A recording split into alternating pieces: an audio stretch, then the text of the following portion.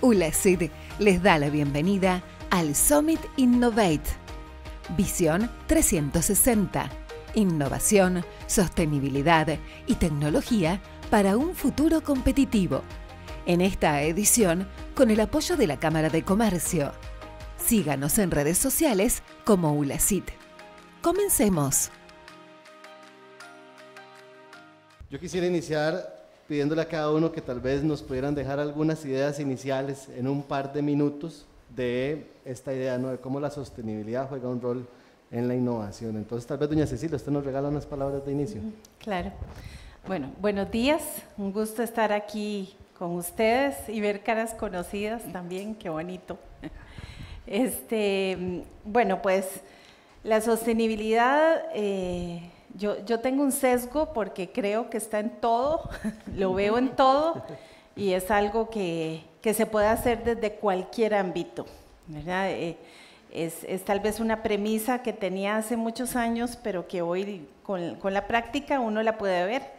La sostenibilidad se puede lograr a través del arte, de la investigación, de la producción, de la manufactura, de diferentes ámbitos de la educación, ¿verdad? Entonces sí, lo que hay que saber es bien qué significa, ¿verdad? Y cómo esas tres dimensiones, la ambiental, la social y la económica, se entrelazan y dependiendo del tema, pues tienen un papel preponderante, ¿verdad? Entonces, pero creo que es algo que hoy nos urge tal vez. Bueno, ahorita vengo llegando de un proyecto que sensibiliza mucho, donde uno se da cuenta de que si no actuamos rápido en ciertos aspectos, nos vamos a comer el mundo en el que vivimos con sus recursos esenciales, pero también nos vamos a comer las oportunidades de negocio. Las podemos estar deshaciendo si no tomamos decisiones de nuevos rumbos. Muchas gracias. Fabiola, ¿vos? Yo creo que es un tema urgente de conversar en foros como este, donde se habla de innovación, que como decía Aldo ahora, estamos evolucionando constantemente y cómo podemos en esa evolución no dejar de lado un tema tan importante como la sostenibilidad. Muchas gracias. Kira. Claro, haciendo un poco eco de las palabras de quienes nos acompañan, son dos ideas. Primero, la necesidad es la madre de todos los inventos. ¿Quién dijo eso? ¿Verdad? Platón. Desde ese momento hay ¿verdad?, un enlace entre sobrevivir e innovar. Y nosotros estamos en ese punto. Es como la primera idea. La segunda idea es que en los últimos 4 o 5 años el tema de sostenibilidad ha pasado de ser, bueno, ¿cómo entiendo los ODS? ¿Cómo puedo como empresa empezar a ser sostenible a la corriente mainstream, ¿verdad? Ahora es un tema de cómo el modelo de negocio sostenible funciona para mí y cómo a partir de la innovación puedo lograr esa sostenibilidad para sobrevivir en el entorno comercial, ¿verdad? Para nadie es un secreto y constantemente nos lo han dicho, las pequeñas y medianas empresas son el core de todo el ambiente empresarial y ahí es donde se da y se gesta la innovación. Muchas gracias. Luis. Bueno, buenos días, qué gusto estar aquí, gracias por la invitación y gracias por ser parte de este foro tan importante. A mí me parece que cuando hablamos de innovación y hablamos de sostenibilidad estamos hablando de posibles sinónimos. Ya no se puede innovar dentro de cualquier negocio o cualquier actividad productiva sin entender que la economía, que las finanzas, que los negocios como tal no pueden sobrevivir si no toman en cuenta lo social, ambiental. Y cuidado que si no innovamos de forma tripartita, por decirlo así, podríamos estar perdiendo oportunidades de negocio. Cada vez hay más casos en donde cuando se quiere hacer negocio y además se quiere resolver una necesidad social o ambiental, hay una oportunidad para hacer las cosas de manera diferente. Y lo otro que quisiera decir es que tenemos que olvidarnos de que la sostenibilidad está aparte del proceso estratégico de la organización, ¿verdad?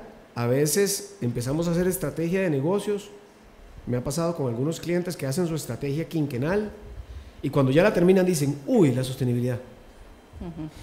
No se puede plantear así un proceso de innovación estratégico hoy en día.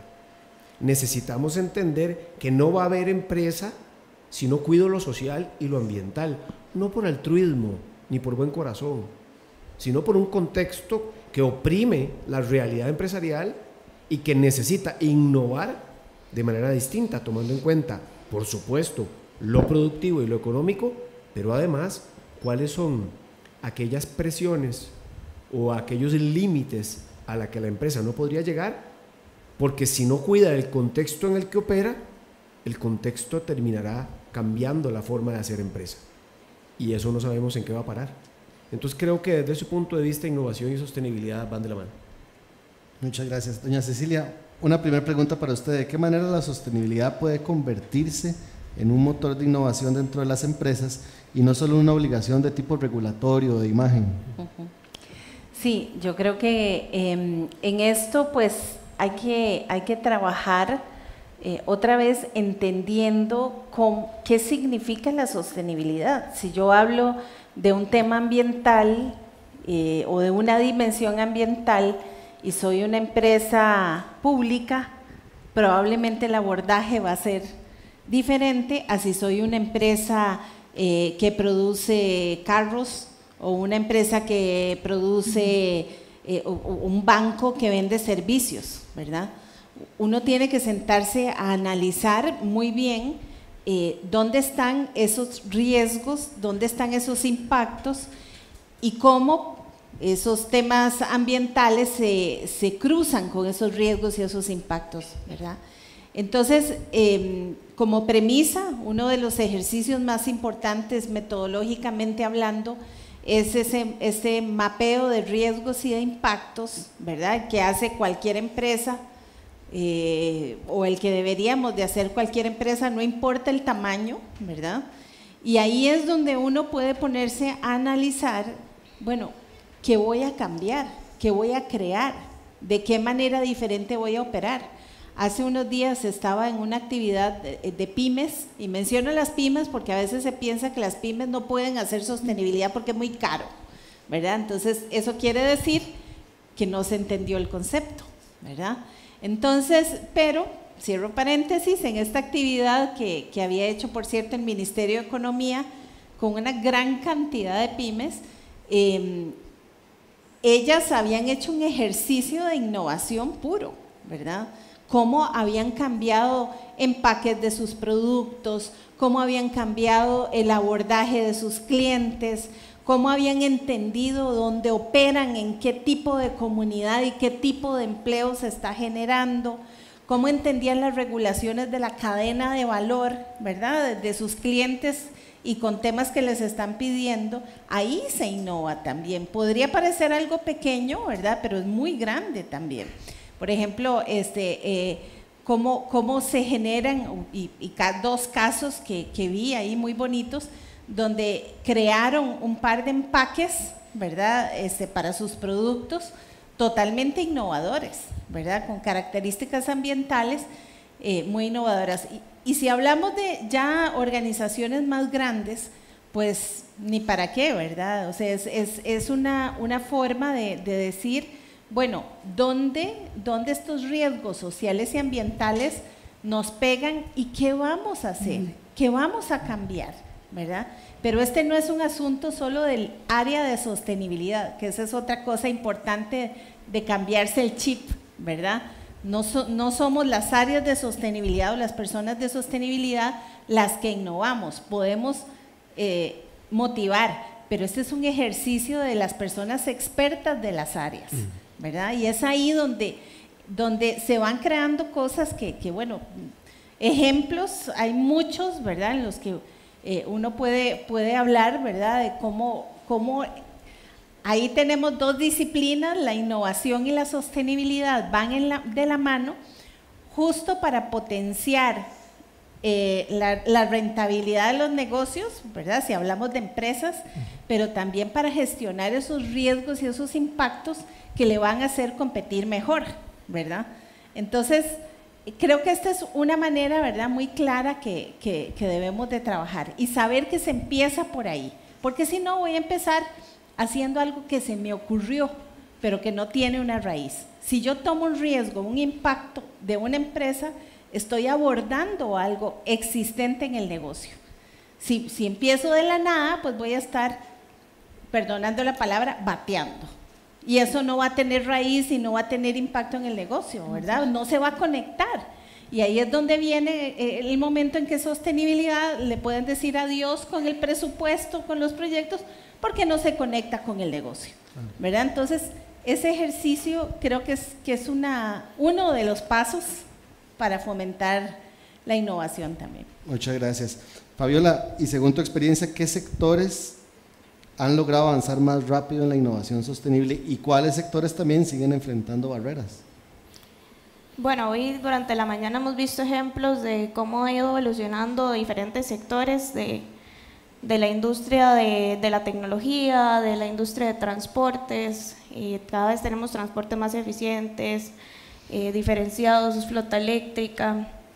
El sector de materiales de la construcción, Costa Rica es un vivo ejemplo cómo ha evolucionado en temas de sostenibilidad los materiales de la construcción.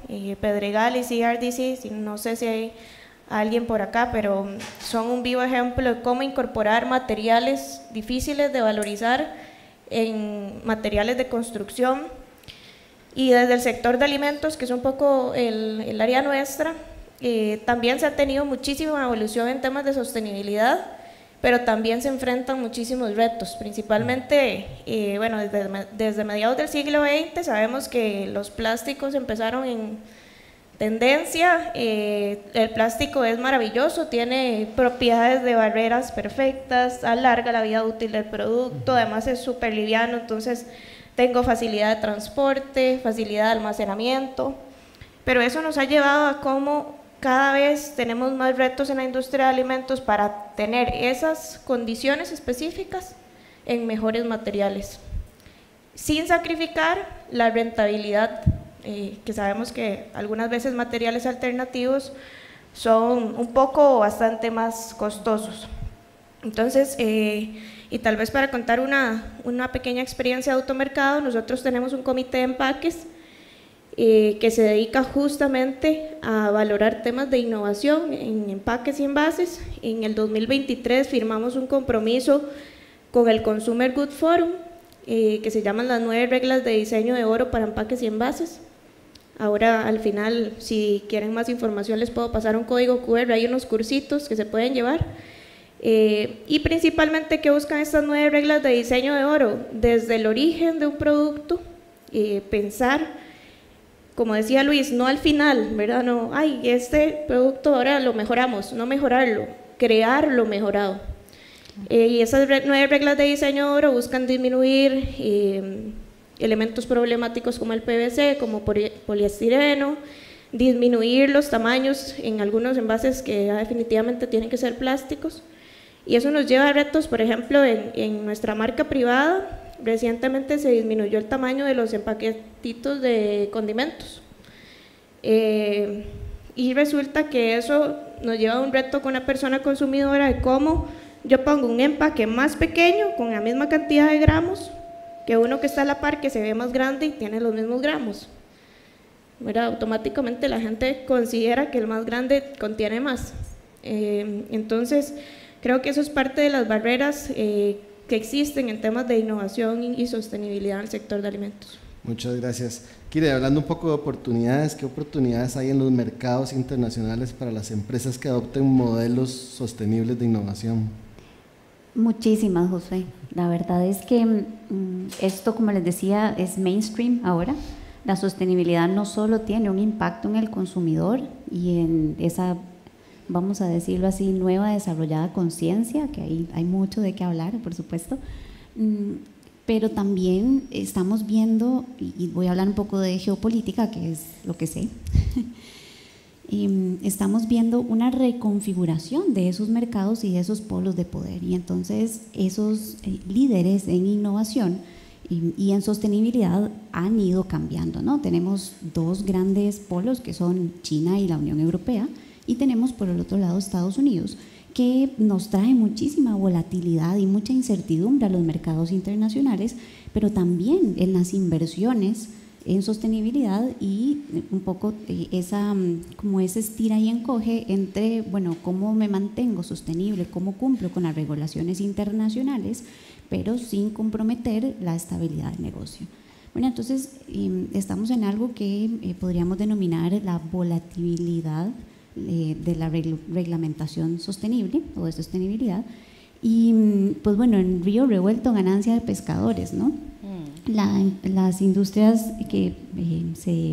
la industria de servicios, perdón, en la cual Costa Rica pues ha empezado a florecer y es muy fuerte, tiene un amplio rango de oportunidades para insertarse y dar certidumbre dentro de toda esta volatilidad. Pero también experimentamos algo que se llama el nearshoring y el friendshoring, ¿verdad? A raíz de toda esta guerra comercial, y eso nos reconfigura las cadenas globales de valor y las cadenas de suministro, y ahí también tenemos oportunidades de negocio. Estamos esperando que se firme, que logremos un acuerdo sobre el tratamiento de plásticos, y eso va a ser un parteaguas, porque hay muchísimas empresas que están invirtiendo en materiales sostenibles, como lo decía Fabiola, que están buscando cómo reducir plástico, y eso abre pues un nicho de mercado gigantesco, sumamente innovador, para que no solo las empresas se inserten ahí, sino también para poder generar más innovación. Y quiero cerrar recalcando la importancia de identificar dentro de las industrias esos cánones, porque yo puedo estar haciendo cambios, yo puedo estar haciendo esfuerzos y lo puedo estar haciendo bien, pero mis problemas no son solo míos, y los competidores que tengo dentro de la industria de fijo están enfrentando las mismas incertidumbres y los mismos retos que estoy enfrentando yo. En una época donde los recursos se están sacando de innovación y sostenibilidad y se están poniendo hacia la securitización de los estados, poder encontrar esas articulaciones entre los sectores es vital para sobrevivir y para poder seguir innovando. Muchas gracias. Luis, ¿y cómo podemos integrar la sostenibilidad como eje transversal en nuestra estrategia corporativa sin tampoco comprometer la rentabilidad? Es que no vamos a ser rentables si no somos sostenibles, ¿verdad? Entonces, ¿cómo es que se integra esto? Entendiendo que cada una de las áreas de la organización es parte de la estrategia. Lo voy a dar con un ejemplo, tal vez para que quede más claro. En el pasado, mercadeo se encargaba de mercadeo y lo que tenía que entregarle a la organización eran indicadores, ¿verdad? Estrategia de precios, estrategia comercial, publicidad, análisis de segmentos, etc. Y a partir de ahí, mercadeo hacía un buen o un mal trabajo. Lo mismo en el área comercial, lo mismo en el área de tesorería, finanzas, operaciones, logística. Ya eso está anticuado si queremos sobrevivir como empresa. No solamente podemos tener indicadores económicos dentro de las áreas, tenemos que integrar los indicadores sociales y ambientales. En un idioma muy tico, en un coloquialismo, que cada palo aguante su vela. Es decir, si el impacto que genera recursos humanos es hacia la gente, pues entonces tenemos que tener indicadores sociales y ambientales robustos en el Departamento de Recursos Humanos. ¿Y cuáles son? Bienestar, salud mental, clima organizacional. Todo eso, cuando yo digo estas cosas la gente dice, entonces eso es sostenibilidad. Pues por supuesto, no hagamos más complicado las cosas de lo que son. Esto se trata de que la organización comprenda cuáles son sus impactos y cada una de las áreas aborde esos impactos para reducirlos, porque hay un riesgo de no hacerlo y no importa el tamaño de la empresa. Estamos frente a riesgos muy complejos hoy en día, y si no integramos, como dice la pregunta, en toda la organización los temas sociales y ambientales, Lo decía Cecilia hace unas semanas en una reunión que tuvimos juntos. Si no los integramos, el tema no es si cumplo o no cumplo, es que no me van a elegir en el mercado. Voy a salir de la competencia. Eso ya está pasando. Entonces, la forma de integrarlo, entender los impactos, asignarle a cada una de las áreas indicadores. Hay un estudio de KPMG del 2023 que dice que el 54% de las juntas directivas ya ha decidido incluir evaluación de desempeño a partir de temas sociales y ambientales en la bonificación o en la evaluación de cada uno de sus ejecutivos y ejecutivas. 54%. Quiere decir que vamos haciendo la tarea. Esa es la única forma de hacerlo. Y ustedes, como empresarios y empresarias, saben que cuando esto no está en el plan de trabajo y no está en los indicadores a entregar a fin de año, no existe. Podemos tener las mayores intenciones, podemos, ¿verdad? Como pasa en las reuniones de comités gerenciales, qué importante esto de la sostenibilidad, qué importante, qué dicha que estamos en esto. Ajá, sí, dígame cómo lo vamos a hacer. Porque si no está en el CMI, si no está en el Balance Scorecard, si no está en la forma en que a usted lo evalúan, no existe. Entonces, la forma de integrarlo es ponernos serios y serias en este tipo de cosas. Insisto, no por un tema de altruismo ni filantropía, por un tema de sobrevivir en el largo plazo. Y perdón que me extienda un segundito, y aquí quisiera yo levantar una bandera amarilla y casi roja. Si no nos estamos preparando con esto, no vamos a tener espacio para cumplir con la regulación de las normas internacionales de información financiera S1 y S2. Eso está ahí ya, y a la vuelta de la esquina está. Costa Rica ha sido en eso bastante adelantado y ya el Colegio de Contadores Públicos ha tomado decisiones al respecto. ¿Y por qué no vamos a estar listos? Porque la base de cumplimiento de las NIF tiene que ver con estructura, con estrategia, con incluir en toda la gestión del negocio los temas sociales y ambientales. Entonces, la manera de hacerlo es la misma forma en que hacemos todo en las empresas. Si en las empresas somos muy cargas haciendo este tipo de cosas, lo único que ha faltado es entender que la sostenibilidad no es un parche, ni es un nice to have, sino que es lo que me va a permitir permanecer en el tiempo como organización. Gracias, Luis. Cecilia, Luis nos viene hablando de impacto, ¿no? Entonces, ¿qué indicadores podemos utilizar o no son útiles para medir el impacto de la innovación sostenible que estamos haciendo? Claro. Antes de contestarte, quisiera retomar algo que no dije al inicio, porque también conectando con lo que Luis mencionó de las normas internacionales de información financiera, ¿verdad? La S1, que es materialidad, y es lo que nos dice, aquí hay dos lenguajes que hay que hablar. Hay que hablar lenguaje contador, contadora, y hay que hablar lenguaje sostenibilidad. Y los que trabajamos en esto tenemos que hablar esos dos lenguajes. Y los contadores y contadoras tienen que hablar esos dos lenguajes, ¿verdad? Porque ahí es donde dice, bueno, realmente este asunto de mapear riesgos e impactos lo hice bien como para darme cuenta si está conectado con el negocio, ¿verdad? Y no es que no se puedan hacer proyectos, como decía Luis, de filantropía, o sea, claro que se puede, eso es otra cosa, ¿verdad? Y es más, no solo puede, debemos de hacerlo. Pero cumplir con esto no nos está hablando de cómo estamos gestionando la sostenibilidad del negocio. Entonces, aquí uno dice, bueno, ¿cómo empiezo a entender ese asunto, verdad? Bueno, hay que hacer procesos de materialidad. Los procesos de materialidad es saber qué es elemental, qué es lo que a mí me toca. Porque aquí también hay una cosa importante, uno se podría agobiar y decir, ¿por dónde empiezo tanta cosa que hacer este montón de dinero? No, es que hay que priorizar. Y si uno prioriza bien en cuáles riesgos, cuáles impactos hay que enfocarse, se puede hacer una ruta de trabajo. Y esa ruta de trabajo nos hace más fuertes, ¿verdad? Competitivamente. Y para caer en el tema de los indicadores, justo con el proceso de materialidad, es donde uno usa estos indicadores, ¿verdad? Que son muy conocidos. Yo siempre digo que tal vez algunos de ustedes conocen los indicadores del GRI, del Global Reporting Initiative, ¿verdad? Que son para reportar.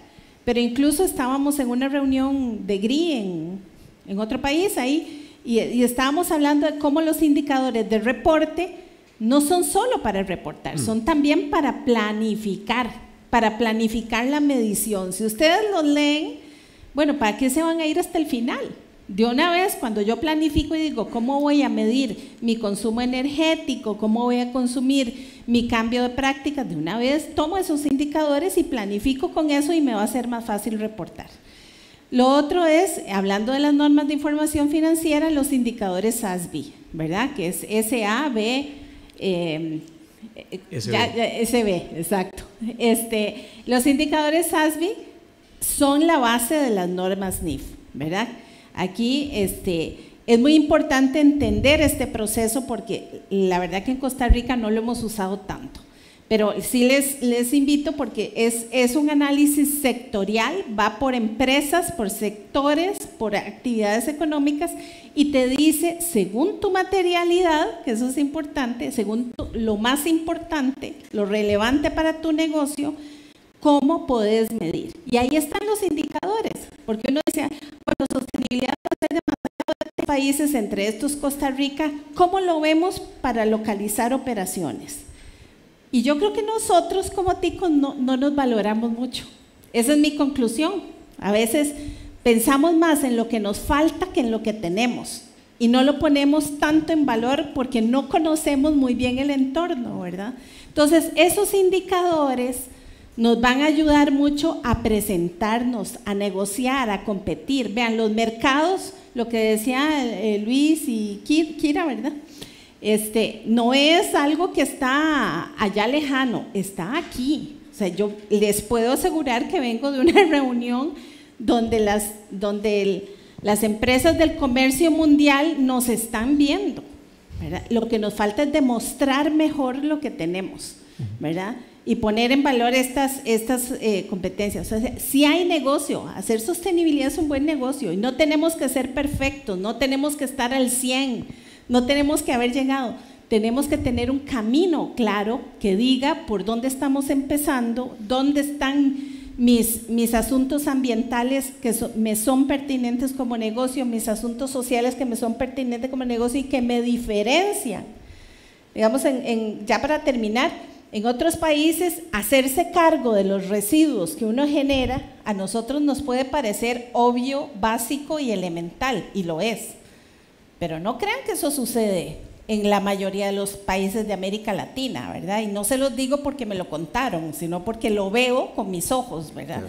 Eso es un asunto de competitividad, también parece pequeño, pero es importante. Hacerse cargo de las emisiones. ¿Ustedes creen que la mayoría de las empresas en América Latina tienen bandera azul, por decir algo en nuestro lenguaje? No, eso no es tan común. O que la mayoría de las empresas tienen carbono neutralidad medido, publicado. No, eso no es común. Yo creo que estamos perdiendo plata. Esa es mi conclusión. A veces las empresas estamos perdiendo plata por competir sin poner en valor esto, sin dejar de lado que obviamente hay áreas de superación y de reto que faltan, ¿verdad? Pero sí creo que el tener claro cuáles son esos indicadores que se relacionan con mi negocio es elemental para que yo sepa qué es lo que estoy haciendo. Muchas gracias. Fabiola, y hablando de competitividad, ¿cómo nos ayuda la sostenibilidad a diversificar los bienes y servicios que como empresas tenemos? Bueno, la sostenibilidad es motor de diversificación, ¿verdad? Todas las empresas que ahora tienen departamentos de investigación y desarrollo, de desarrollo de nuevos productos, necesariamente están incorporando aspectos de criterios de sostenibilidad para la innovación. Como decía Luis, es fundamental hacerlo porque si no, estas empresas van a quedar fuera del mercado en el corto plazo. Las nuevas generaciones, y hay muchísimos estudios ahora que indican que las nuevas generaciones tienen preferencias de compra o tienen criterios para tomar una decisión de compra con respecto a si este material es más sostenible que otro, si este producto tiene menor impacto que otro, si este producto mide su huella de carbono, si tengo temas de bienestar animal, por ejemplo, si tengo trazabilidad en la cadena de valor, si sé el origen de lo que estoy consumiendo. Estos son criterios para la compra que tienen las nuevas generaciones. Sin embargo, también muchos estudios dicen que estas generaciones no están dispuestas a pagar más por esos productos. Entonces, cada vez tenemos que encontrar en la innovación esa posibilidad de diversificar productos lo más rentable posibles para que puedan estar a un nivel de mercado accesible, competir en esas preferencias de mercado y también en temas de rentabilidad. Gracias. Kira, volviendo tal vez un poco al tema internacional, ¿qué tendencias globales están marcando el futuro en términos de innovación sostenible? Claro, es una muy buena pregunta. Y aquí es un poco sacar la bola de cristal, ¿verdad? Porque en estos tiempos tan convulsos y tan poco predecibles, sí podemos vislumbrar por lo menos 3 líneas muy claras.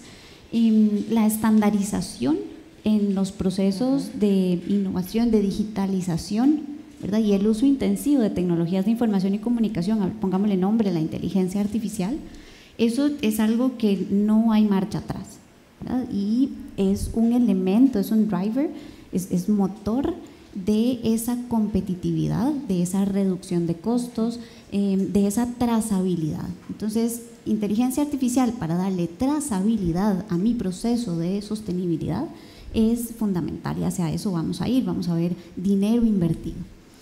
También tenemos, hablando de platas, una constricción de todo este financiamiento disponible, porque, pues bueno, el contexto lo mencionaba antes, va un poco hacia la securitización, inclusive de las cadenas globales de valor, y no tanto hacia este proceso de inversión en innovación. Sin embargo, ¿verdad? Eso es como parte de lo que cooperación internacional, de lo que sería el multilateralismo. Sin embargo, las empresas sí están pensando o destinando recursos para crear esos ecosistemas, y esa es la palabra clave, un ecosistema de innovación sectorial que nos permita a través de la tecnología estandarizar ciertos procesos para bajar costos, ¿verdad? Y en términos más geopolíticos vamos a tener o continuar viendo esta lucha de hacernos con la primacía de los recursos naturales, específicamente los recursos minerales, porque son el motor de todos estos elementos que necesitamos para la transición energética, para la innovación, para los renovables. Entonces, quien tenga el dominio de la materia prima va a tener, por supuesto, el control sobre toda esa cadena de suministro y sobre ese sector. Había una cosita más, pero creo que con eso ya les dejo algunas ideas para pensar. Muchas gracias. Luis, tal vez en tu experiencia contanos un poco qué ejemplos de buenas prácticas conoces, digamos, que generen ventaja competitiva en las empresas a partir de una innovación sostenible.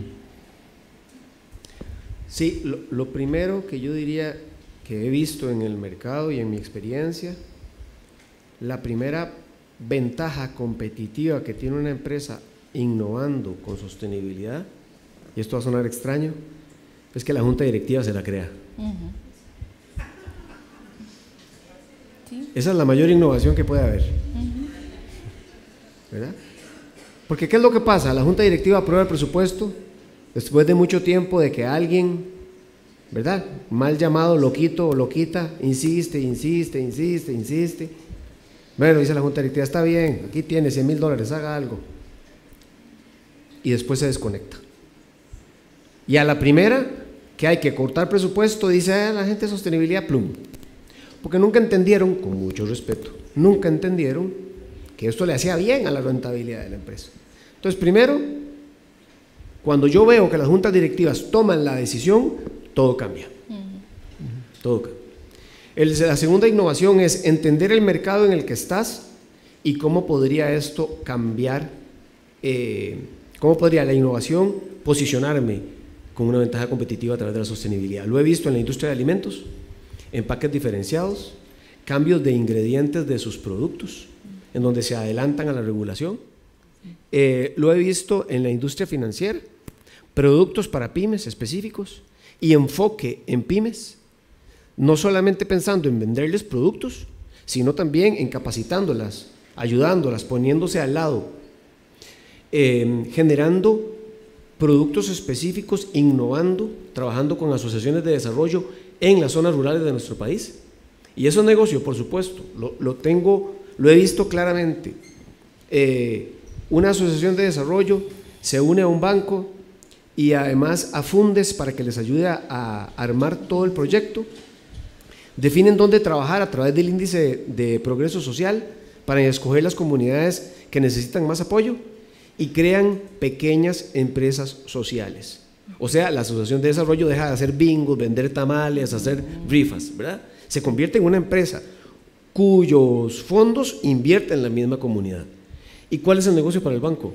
De que después de 2 o 3 años ese negocio necesita crédito. ¿A quién se lo va a pedir? Y ahí está el modelo de innovación, donde se resuelve un problema, se hace negocio y es rentable. Ese es el pensamiento que tenemos que tener de aquí en adelante, porque algo muy importante que quiero que quede claro, no se trata de hacer una ONG a la par del negocio. Se trata de hacer negocios que mientras hacen dinero, resuelven problemas sociales y ambientales.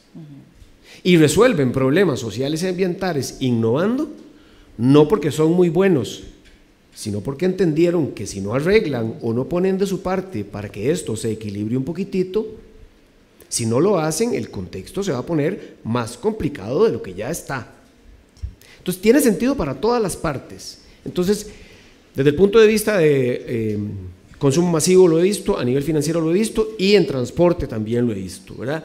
Así, dando un paso adelante, ¿en qué? En tecnologías más limpias.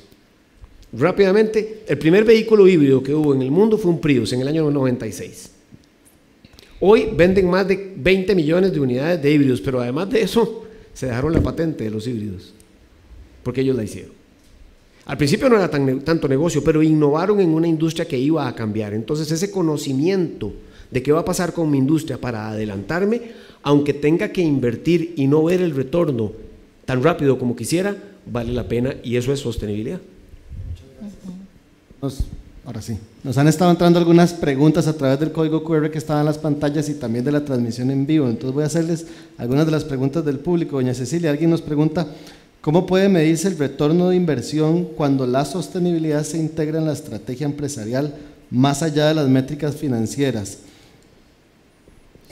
Bueno, pues justamente midiéndolas, planificando en qué se están relacionando. Por esto, lo que decía al inicio, es que el retorno de la inversión no se puede medir si no se pensó esa planificación para que retornara la inversión. Por ejemplo, si se planificó un cambio de empaque, ¿verdad?, en el producto, bueno, se tuvo que ir pensando en eso. ¿Por qué? Porque ya, por un lado, la clientela estaba pidiendo probablemente el cambio, la junta directiva vio que era una manera importante de generarlo, y esa inversión tiene que estar medida en el tiempo. Y esto es algo muy importante, un poquito crudo, pero realista, ¿verdad? Un negocio tampoco se puede lanzar de cabeza si eso le va a llevar a la quiebra, ¿verdad? Claro. Eso tampoco, ¿verdad? Entonces, hay que hacer un balance desde esa planificación. Este es mi riesgo, el mercado me está pidiendo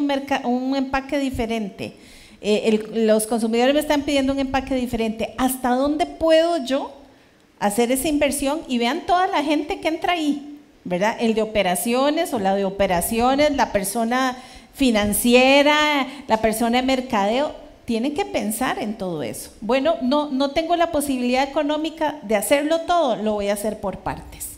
Y adicionalmente le voy a incluir estas estrategias, por ejemplo, de gestión de residuos, mientras logro llegar a esa meta.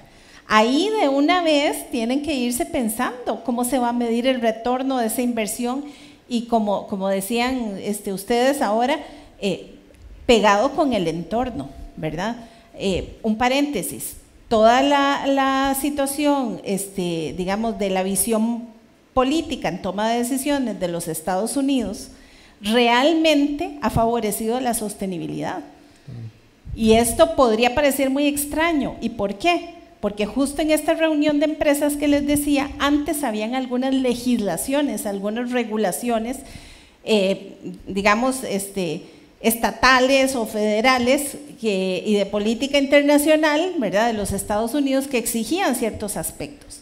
Al cambiar, las empresas dicen, muy riesgoso para mí, yo sin eso no me quedo. Yo sin ese asunto, ya no es ley, pero yo no me voy a jugar ese chance. Así que se han agudizado la cantidad de auditorías y de exigencias de normativas, ya sea ISO o estándares como SMETA, ETI y este tipo de normativas. ¿Para qué? Para que la clientela en la cadena de valor de esas empresas, ¿verdad?, que mueven mucho del mercado, no tengan ese cumplimiento de riesgos. Le pasó, una de esas empresas estaba en ese foro y le acaba de pasar el asunto de la demanda por los tenis que diseñó basados en un patrimonio cultural indígena sin pedir permiso por culpa de 2 proveedores.